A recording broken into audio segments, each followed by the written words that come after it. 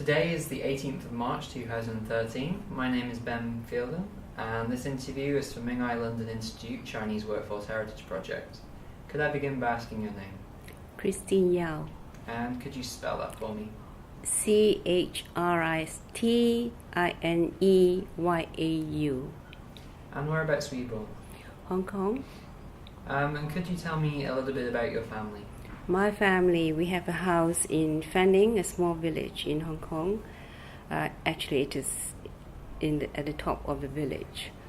My father and mother, they didn't do much work. My father was came back from Jamaica after a long spell. So he bought some land and built a house.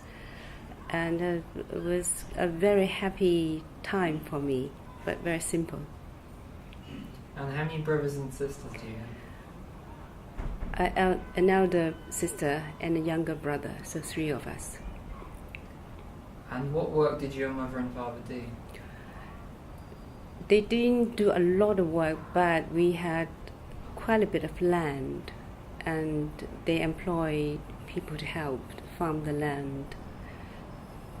They were part of it, you know. And what education did you have? Equivalent to A-level. And whenabouts did you come to the UK?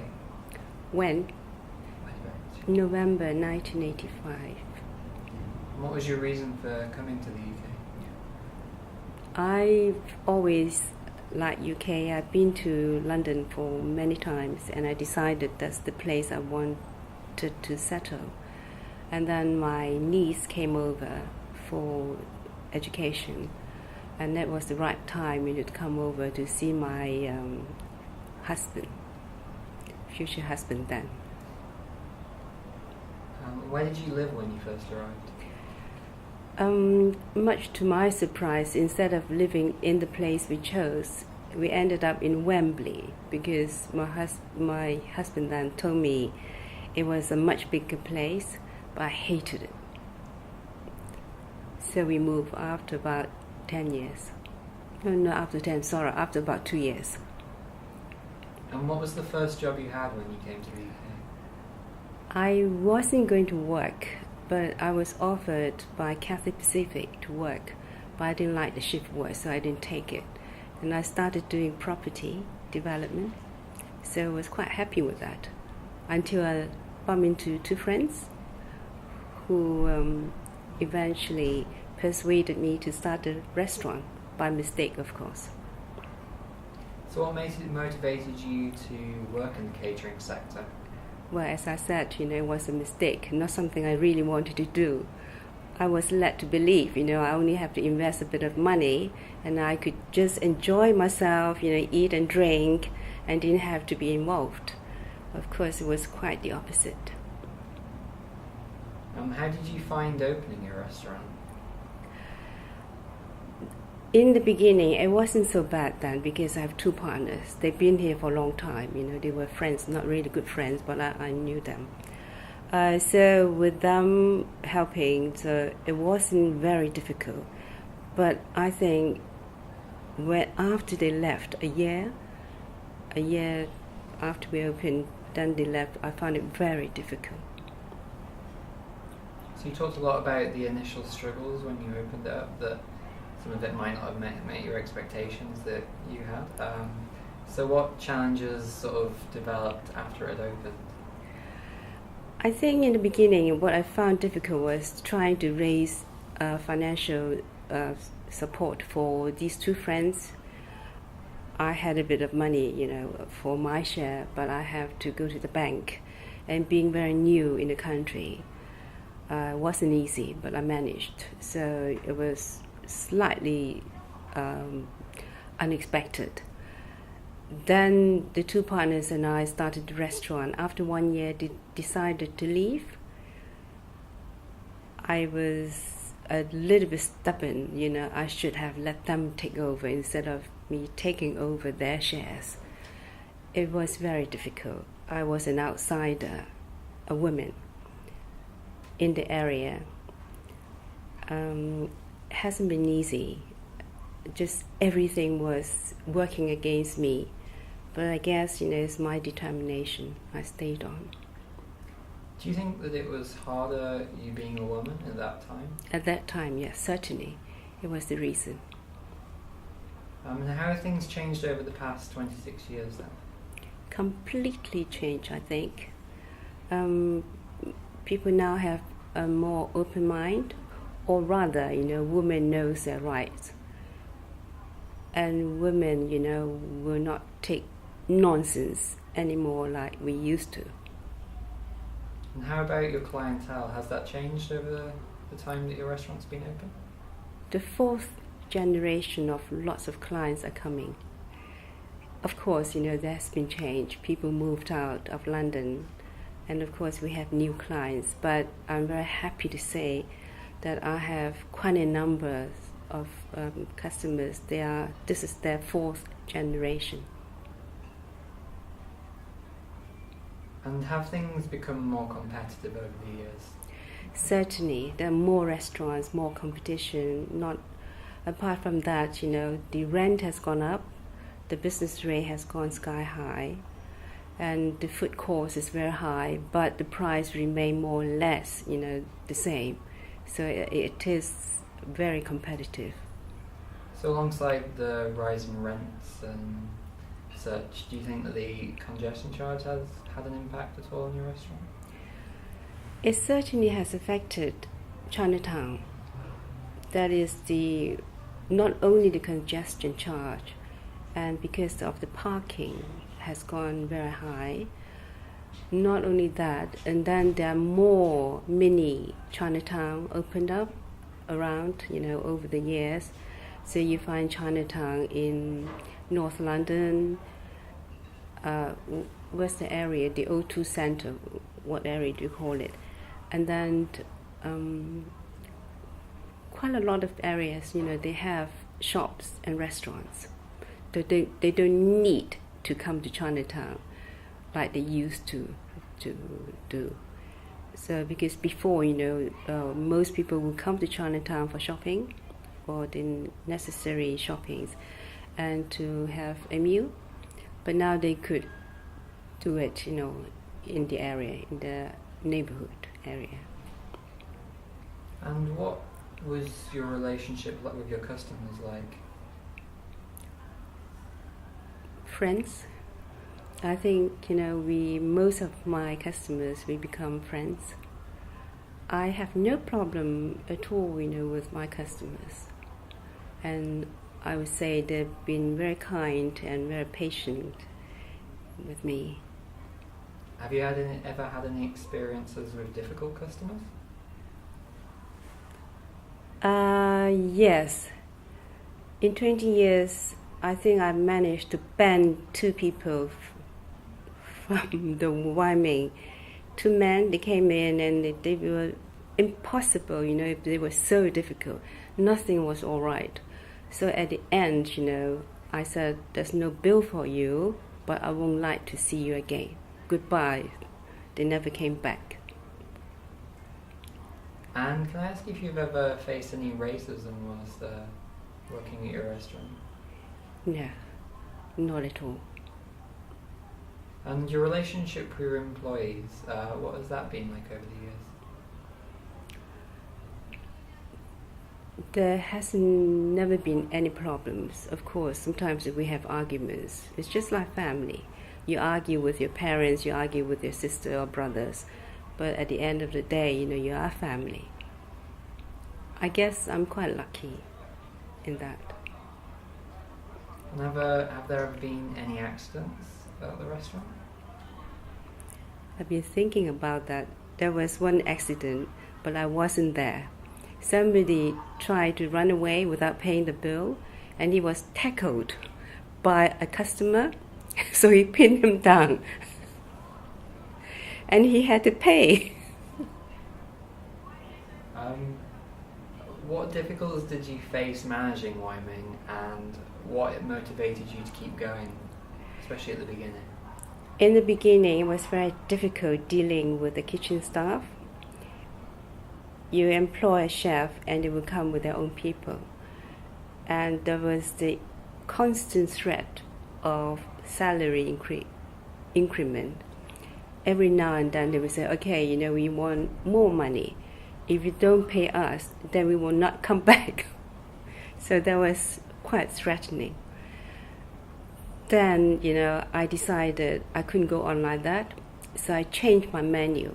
I did my research and I changed my menu, the dishes that I enjoy, the dishes that I know. So then my kitchen staff have to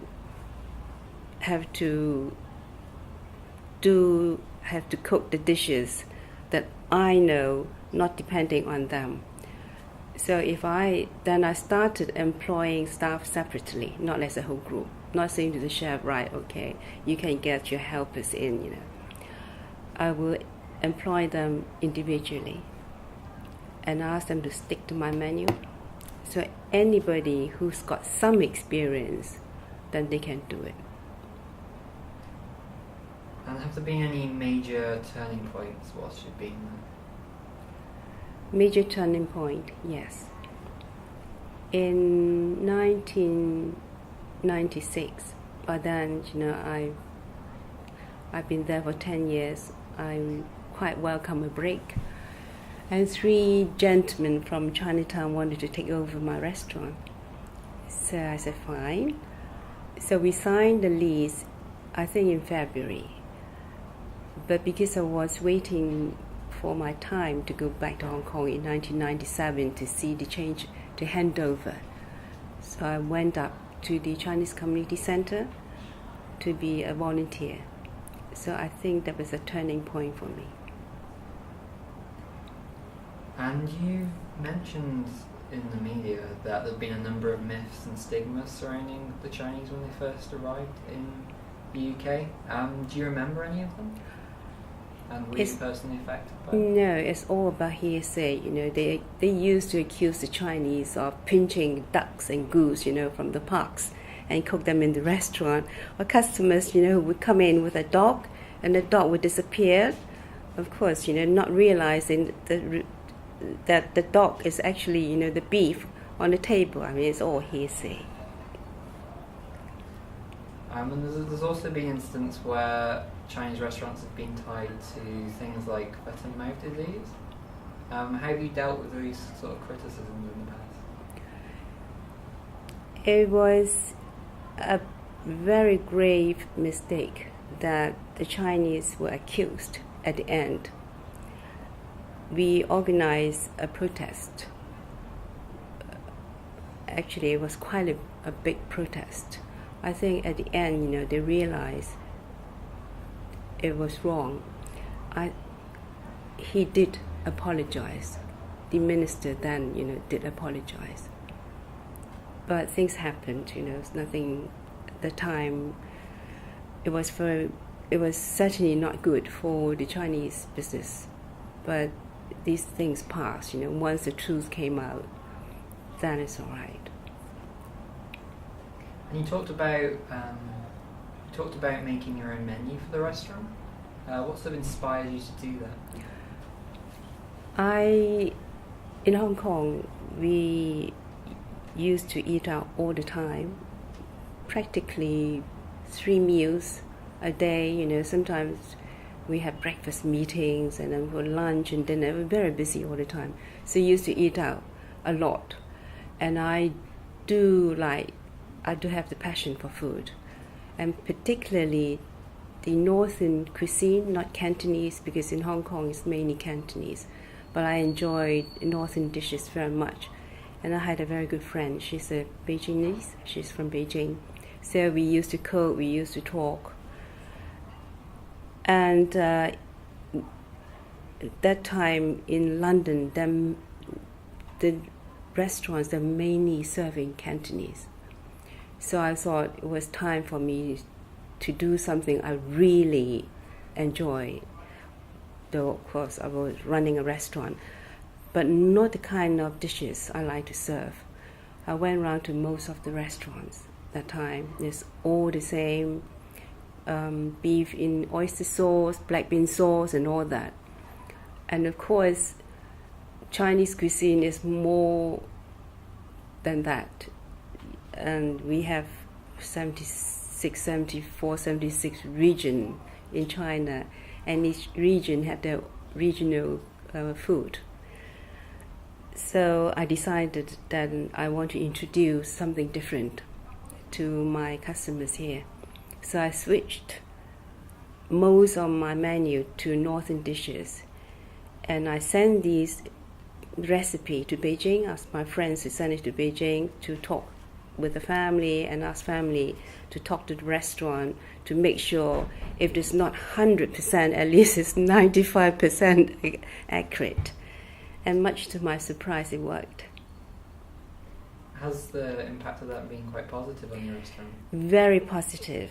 Then, of course, it was quite unusual to see these dishes like tasai mi. Tasai mi is a lamb dish. In fact, the translation is it tastes as sweet as the honey. Ta, it tastes like, the honey. So the press was very curious. They've never seen, menus like that or a name like that. So I think it worked very well for me. They started writing about my restaurant. You mentioned one of the main turning points was when you begin to volunteer at the community centre. How do you manage to juggle the responsibilities of running a restaurant and yet being so actively involved in the Chinese community? When I stopped, I had the time. That's why I went up to the centre. Then I started to get involved with the community. But unfortunately, instead of trying out the restaurant for 3 years by these 3 gentlemen, then they decided they couldn't carry on after a very short period. But it was very difficult to negotiate with them because although it's a 3 years contract, before I went to Hong Kong, I was told that I have to take it back. So I said it's impossible. I bought my ticket. So I went to Hong Kong, and then I relaunched the restaurant as soon as I came back. I had to refurbish the whole restaurant and relaunch it again. But then, I was sort of involved with the community work. A bit difficult in the beginning, and then I have the staff who's been working with me for a while, and then they were quite prepared to help out more, to do more. So I managed that. And of course, then over the years, I'm very lucky. I've been very lucky with my staff. I have a manager who's now been with me for 17 years. So I practically leave everything to him with the restaurant. But of course, I'm there, most of the days. I go in to make sure things are running all right. Then, I could do other work. So what motivated you to get more involved in the community? I guess once I was involved, things just come naturally. And of course, that if people realize that you're capable or you're responsible, then you tend to get a bit more work. So built up that way over the years. And whereabouts did your attitude and ethics concerning work come from? As a child, my parents were very strict, particularly my father. He's very Victorian. We were not allowed to talk at the dinner table. We were not allowed to talk when we are in bed, and you must get up at a certain time. You must go to church, every Sunday. Very regimental. I think it's from there. And moving on to this centre, how long has it been established for? 30 years now. This centre has been serving the community for 30 years. In fact, it's going to be our 33 years, 33rd anniversary this year. And so you became involved in the centre which year? I started in 1996 as a volunteer, and then I think I've now been a chairman for 10 years. Too long. far too long. I'm looking for, younger people to come in. From your knowledge, what impact do you think that the centre's had on the early voice of Chinatown? We do try very hard to integrate our own people into the mainstream society. We organize a lot of activity and also opening up to work, with the local stakeholders like the council, the police. So instead of just being a very self-contained Chinese community center, we try to open up and to work with others, and that helps us. So what services does your centre provide? We provide advice and information, housing, benefit, nationality, immigration, all sorts of information. And we do a lot of activity for the elderly, for the youth group. Sundays, we have a youth club. We do mentoring and tuition, arts and cultural development. Saturdays dedicated for Chinese culture and art development. And who tends to be the main user of the centre? Well, as you might guess, mainly Chinese. We have elderly group, youth group, and then, the newcomers. A lot of newcomers use our service from China. What kind of help do you provide in regards to legal matters and immigration issues? For very simple immigration and nationality issues, we can deal with it. But we will send them to the more qualified centers to continue, with that work if they require further help. And how are you able to provide the services that the centre offers? We employ staff. These staff, they have the experience. These are paid staff. They're not volunteers. So we employ people who know about the job. And how is the centre able to raise money to provide, give these staff that role? We've been very lucky. Up till 2011, we used to get fundings from Westminster Council and the London councils. So that was a little bit easier. But then, of course, now all the funding's been cut. It's not just our centre. It affects most of the charity. It hasn't been easy, but, we can't simply close the centre because funding stopped. So we do try our very best to seek other fundings from other charities. There are other charities that we can try, like the TSB, Lloyd's TSB, lots of other organizations, and do a fundraising.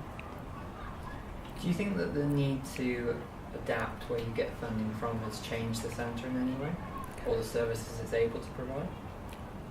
Well, I think it might come to a time that we might have to stop certain service if the money is not there to maintain the staff. That's most important, because if we want to provide good service, we have to employ good people. They would be able, they are able to do the job. They have the kind of background knowledge or qualification. But we try our very best not to reduce any service so far. So what do you feel the role of the centre is within the Chinese community? In Chinatown, you see lots of business people. But also, there are community members, they need help because of the language barrier and because of the financial situation. And I think mainly the language is their barrier, and this is where we can help. For instance, a lot of them, they came as young boys and young girls, work in the kitchen, never have the chance to learn English. And now, they all retired, quite old, but they are entitled to certain benefit. So this is where we can help them to claim their benefit. This is one of the examples. Has the role of the Chinese Community Centre changed over the years? Slightly. We used to concentrate more on the elderly, but then started about 3 years ago. We thought, we have to support the younger generation, especially children, because a lot of the children here, their parents are very busy working. So we addressed that. And of course, that time we hope to embrace the BBC-born generation to see if we can work with them together. But I think this is something we have to readdress, to revisit when we are more settled. And of course, the new immigrants from China, they need help. They're normally with young children. And you mentioned business. How is the centre's relationship with the local businesses? We are very friendly, and some will help, when we have fundraising events, and some will help, of course. And how's the relationship with the Hippodrome Casino? It is a very, very, how should I put it? It is a very cordial and very polite relationship with caring, because we are able to talk to them very openly, and they're quite prepared to listen. And how is the community centre involved with groups outside the Chinese community? We do our work, like Ming Ai, for instance, other centres. If there is any opportunity, then we like to work together. So groups that might represent other minority groups within London? We did try to encourage my centre to be more involved with the Sikh community, because that time they asked me, can we do things together? I said, of course, get together. But I'm afraid it hasn't happened yet. But we are always, we have very open mind. We welcome people to come to us, and we like to go to people, if the chance is there. And the centre seems committed to working closely with the council and the police. What benefits do you see this having had for the Chinese community? There is a stakeholder group in Chinatown, and the meeting normally takes place here. That involves the council, the fire station, the police, and of course the business, the community members, the workers. It is very beneficial that to be able to work with all the partners for the safety issues, the environmental issues, so we can come round, and address these issues together. It is very beneficial. And given your close relationship that you've had with these kind of meetings, how did you feel about the border agency raids in 2007 in Chinatown? That was very unfortunate, and I don't think they realized the impact that had for us, for Chinatown. We have made certain protests afterwards. That was too late. And I just hope, they will remember that raid, they even have the media, have full media coverage. That should not be allowed. We have brought it up, taken it up, with the police.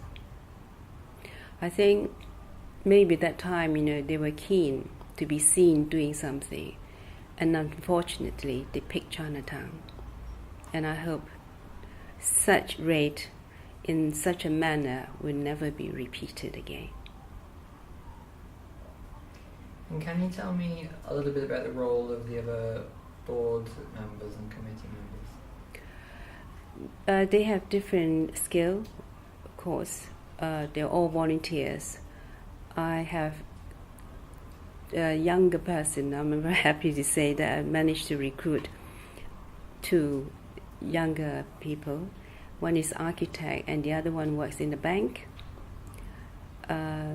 Someone works in the finance sector. We need board members with different skill. And of course, in a way, we are lucky that we do have a legal advisor, but he's very busy. But you can go to him whenever there is an issue. So this is how we support each other. Do you think it's helpful having that kind of wide range of skills to pull on for the centre? I think it's very important, yes. And what about some of the difficulties that you think are facing community centres at the moment? The one issue facing most of the charity and centres is money. Because it is difficult, to keep on providing service without any financial backing. And we are very lucky here. We have a new premises and we don't have to pay rent for 20 years. But of course there are other costs. Even buying toilet rolls, simple as that. You need money.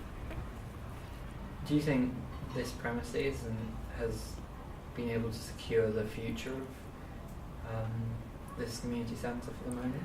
Well, we will be here for another 20 years, and after 20 years, I don't think I should be worried about it. And what about some of the difficulties that there have been over the years? I mean, obviously funding is an issue now, but maybe looking back, have there been different challenges that you've had to face? Looking back, that time we didn't really have too much worry about money, but we always have need to fundraising because the funding was not enough to cover. I guess is maintaining the turnover of the staff was difficult because people tend to come and go. So I just think, it is a very important issue, important reason. There is continuity in any operation. What significant events have there been in the history of the community centre whilst you've been here? We had a few royal visits.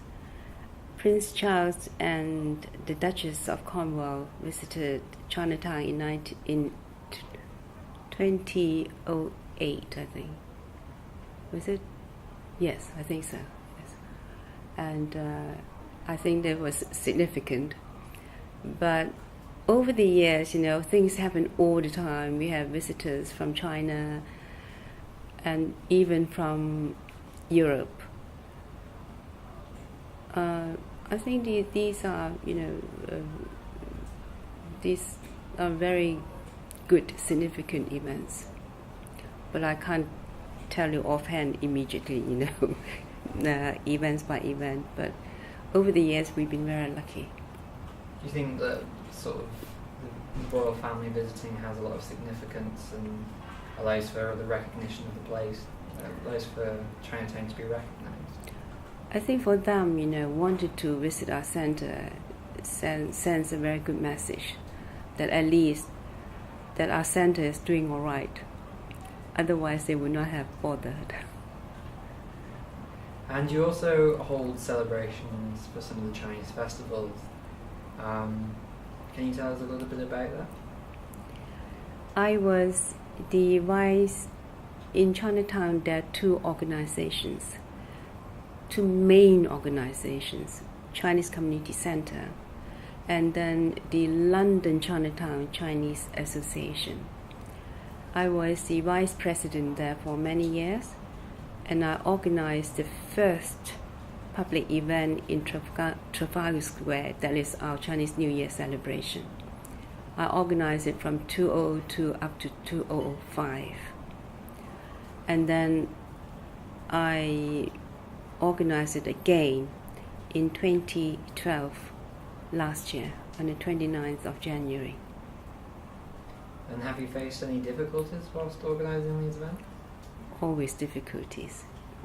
With any celebration, any event, always. But at the end, all came right. So. And the Chinese New Year Festival has sort of grown in significance over the past 10 years or so. Do you think this shows a good sign for the future? I think the Chinese New Year celebration here has always been recognized the biggest outside China. But also, over the years, other countries, they have done very well. In a way, we in Chinatown here got to think again for the next celebration. Maybe you want to do it even bigger, grander, with new ideas. Will you be taking part in any of that? Probably not, but I don't know, because I wasn't going to do Chinese New Year in 2012, but at the end I did it. And how do you see the future of Chinatown and the role of the younger generations taking over? We need a lot of work. We need to work very hard to maintain China as the capital Chinatown in the world. Unfortunately, I can't see a lot of younger people getting involved, and this is certainly something we have to address. The second generation, they're all very well educated, they're professionals, and I just hope they would take a little interest in Chinatown and help. I guess with them, they're very busy with their career, with their family, so we just need to find a way to engage them. Is there anything you think that you might be able to do to interest the younger generation? Well, I've been talking to quite a few, the Lion Clubs. They are more professional people there. They express the interest of helping, of getting involved. So I guess it's up to me now, to go after them, to say, look, you did say you were interested, come in. And aside from funding, what do you think some of the future challenges for the community centre will be? Service at this level is still required. I think, our service is still required, and we must maintain it for at least another 15 to 20 years. Then things will change. And then the center might not have to continue this kind of service, because by then, hopefully, then they can all use the mainstream society's facilities. For information and advice, they can go to their local Citizens Advice Bureau for information. Do you think that the community centre being here in Chinatown helps to retain Chinatown's sense of Chinese community? Certainly. If you see the activity here, you will notice, and the identity of Chinese and also the culture of Chinese are very important. And the customs, like certain festivals, we still carry the old traditional way, like the Moon Festival, New Year, and Dragon Boat. So the identity is there, and people will not want to see it disappear. And what do you think the best and worst thing about your job is at the centre? In the center, money. Worried of the financial side of it. I didn't. Otherwise, I mean, this is very common now. It's just not the center. I don't really see problems at all. So really, it is financial problem. But what about the best thing for you that you get out of this job? Sometimes I come up and the elderly, would say, I've made the cakes, I'm keeping one for you. That's your cake. That's the best part for me. And can you describe a typical day in your life? Typical day. 2 meetings, 3 meetings. Well, normally I used to do about 6 meetings, 5 meetings. That was crazy. But now it's 2 meetings a day, meeting friends, talking to people, come to the center, spend time in the restaurant, talking to people. That's quite routine. And what sort of hours do you work? 7 in the morning until midnight, most days.